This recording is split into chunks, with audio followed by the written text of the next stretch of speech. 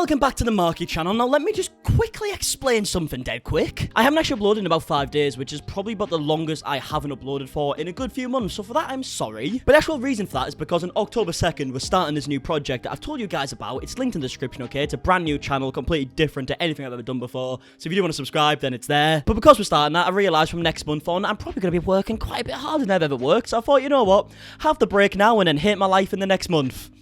So that's what I did. But yeah, I'm back now, and even when that channel starts, nothing changed on here, okay? I'm still going to be uploading probably like 5 times a week at least. Some weeks daily, just depends on how much stuff there is to talk about. And it turns out we have enough today, okay? Because today is another topics video where we start with the smaller stuff and we work our way up to the bigger stuff. You guys know how this works. And we're actually going to be starting with Jake Paul and Tyron Woodley. And no, you haven't went back in time about 2 months, okay? But if you remember, Jake Paul and Tyron Woodley had their fight. The loser's supposed to get a tattoo that said, "I love the other person" on them. And it turns out Tyron Woodley has now got that tattoo. So as you can see right here, he's got "I love Jake Paul" on his middle finger, which is something you really want in your life, isn't it? Now, the smart thing obviously here is that tattoos on your fingers tend to fade away quite quickly. Probably going to be gone in like the next like 2 or 3 years, so that's a good thing. But the weird thing is here, some people are claiming that it's not even a real tattoo. People are claiming that the I and Jake Paul is real, but if you see the love on there, it doesn't look like it's in the right place and it looks a bit weird. People are trying to claim that's pen. And I assume the theory behind that is that if they actually did have their fight and Tyron Woodley won,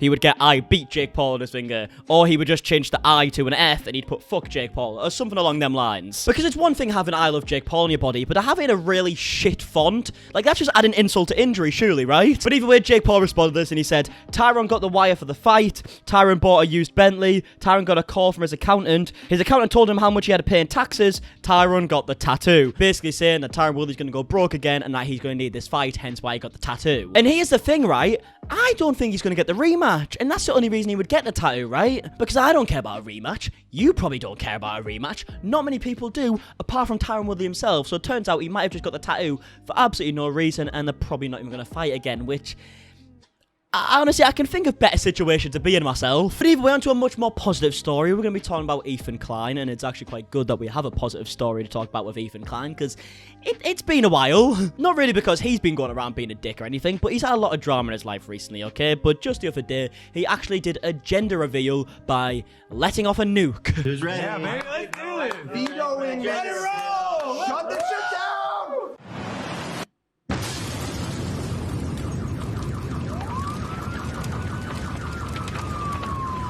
It's a boy!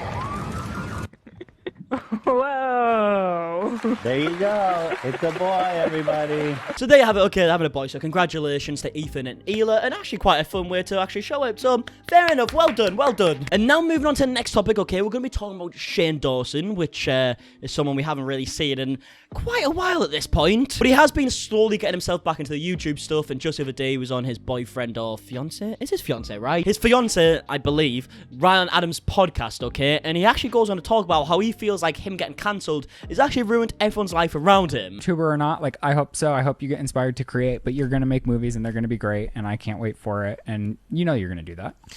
Well, thank you. I'm proud of you guys because I feel like this is me being a dad for a second.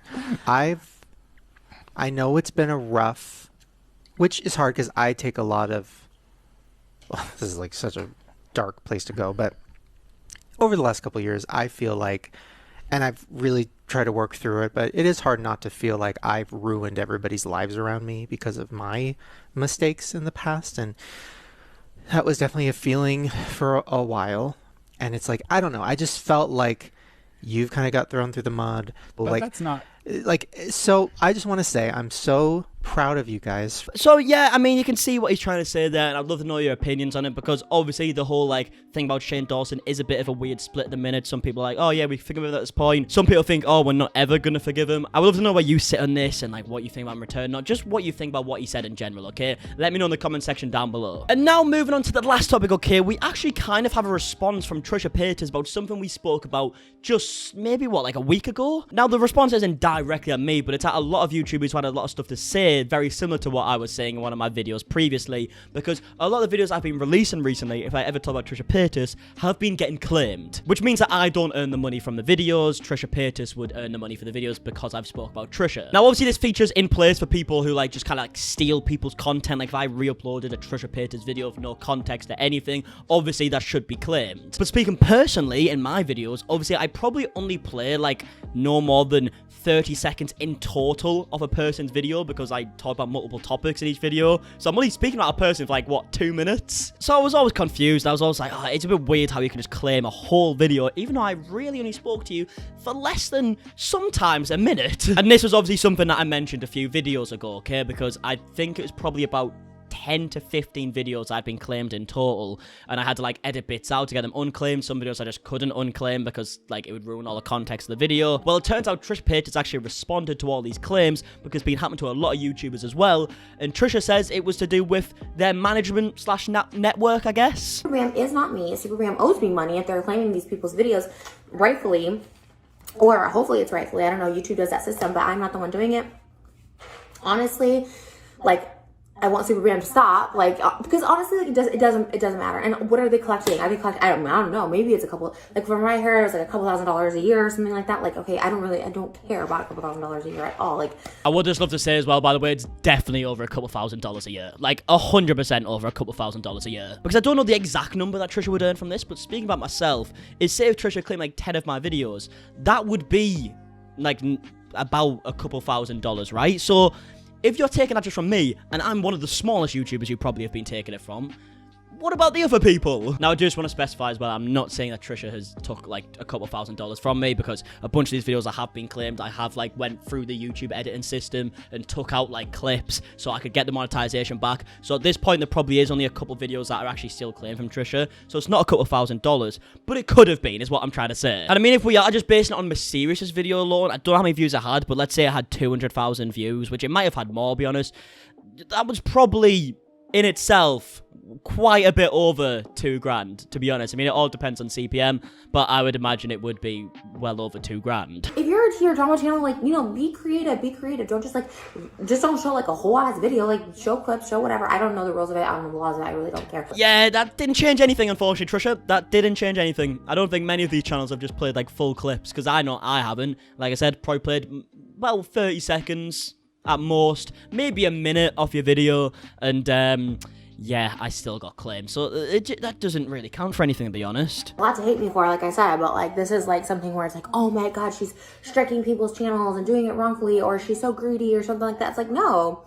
But if it's a big company like Superbam and they're collecting money and they haven't paid me, then yes, pay me that bag. So they hear, okay, Trisha said that this company was the one who was actually doing the claiming anyways, and they haven't even paid Trisha themselves yet. So just this company taking the money, basically. Which, to be honest, I can say there are a lot of companies that do this. I remember there was, I forget what it was called, was it Studio 21 or something like that would just claim everybody's videos back in the day. It's a common thing, okay? But also saying that, Trisha, if you are working with a company, you definitely have the power to tell them, like, don't go around and claiming people's videos. But whatever, Trisha doesn't seem too bothered about it all. Let me just know your thoughts on other people claiming YouTubers' videos that are just a bit critical. Like, let me know. Like, do you think they have every right to do that? Or do you reckon that's just, like, abusing the system? But yeah, I reckon that's going to be it for the video. If you did enjoy, please do leave a like down below. The new channel is linked in the description. It starts on October 2nd, which is... Wait, how many days is that? It's about 4 days, okay? It's Saturday coming up. And I'm very, very excited, okay? It's going to be a fun project. Something completely different, like I said. It's nothing to do with drama or anything like that. And yeah, hopefully you guys will enjoy that, and until then, see you guys in a bit. Right, good.